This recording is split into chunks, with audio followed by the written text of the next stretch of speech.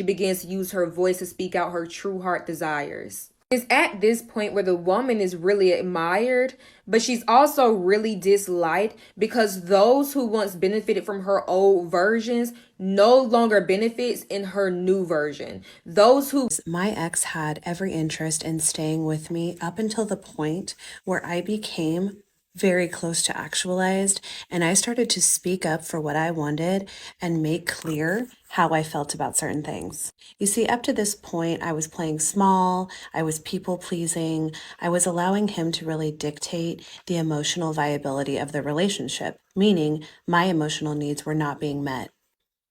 He abandoned me emotionally almost the majority of the relationship. This actually caused me to have to look within, do a deep dive, and figure out what my wounds were, what wounds of abandonment he was activating, and in turn was making me play small in the relationship.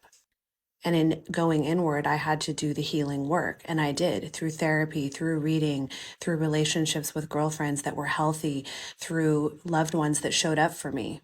And in doing that deep healing work, I came to realize that I was deserving of speaking up for my needs, actually asking for what I wanted and not playing small anymore.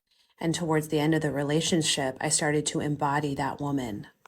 I started to ask him for what I wanted. I started to make clear what I needed.